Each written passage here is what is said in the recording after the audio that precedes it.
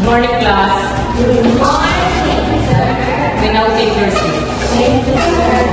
Meron kayong sa ating test ngayon at 45 minutes na kayo magsasagot. And right after that, mag-check tayo ng mga papel nyo. Bring out 1/2 lengthwise.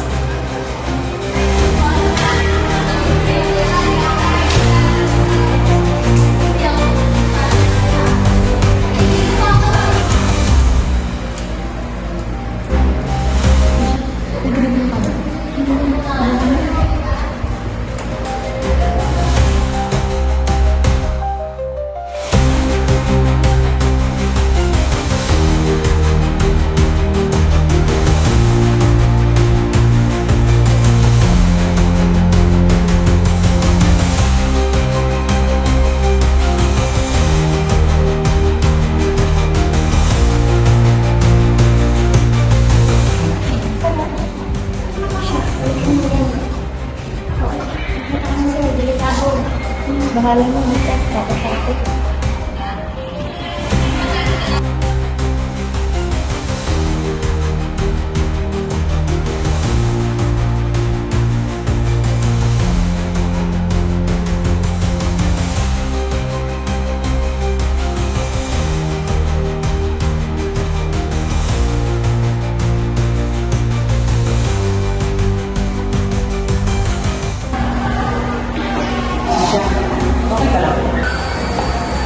Opo.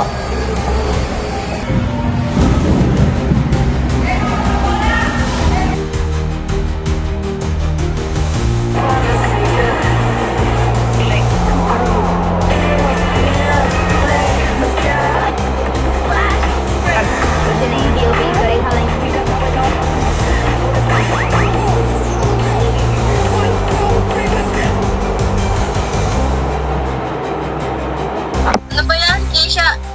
Sabi ko huwag matuloy, diba? Nakita kaya natin si Sir kanina. Hindi mo kasi alam eh, kailangan ko ng mataas na grade. May ibang paraan pero mas pinili mo pantaya. Eh ano naman ngayon, hindi naman ako nakita, di ba? Sigurado ka bang nakaligtas ka?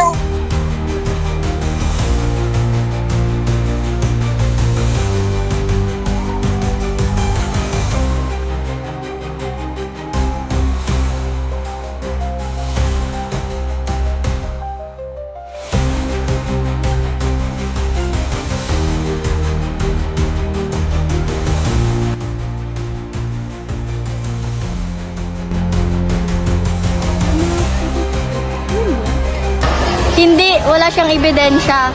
Ebidensya? Hindi na kailangan ng ebidensya para mahuli ka. Kitang-kita sa mga mata mo. Pero sa ginawa mo, mas malaki ang chance na hindi ka ipasa ni sir. Natatakot ako.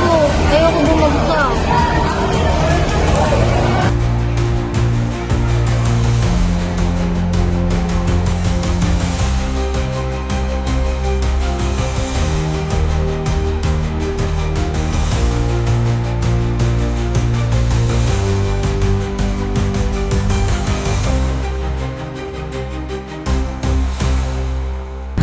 Keisha, pwede ba tayo mag-usap sa office saglit? Sige po. Keisha, alam mo ba ang kita pinatawag? Yes, sir. Hindi kita papagalitan ngayon. Pero tatanungin kita, sino ang niloko mo kahapon? Ako? Kaklase mo? O sarili mo mismo? Sarili ko po. May mas mahalaga sa iyong grades. Ito ang iyong konsensya at minsan habang buhay mo itong dadalhin. Naiintindihan ko po, sir. Hindi na po maulit. Sorry po. Ang ginawa mo may positive at negative side. Ang positive side, tataas ang grades mo. At ang negative side ay galing ito sa pandaraya. At hindi ka magiging masaya kasi galing ito sa pandaraya at hindi mo to pinagsumikapan. Sana magsilbing aral ito sa'yo.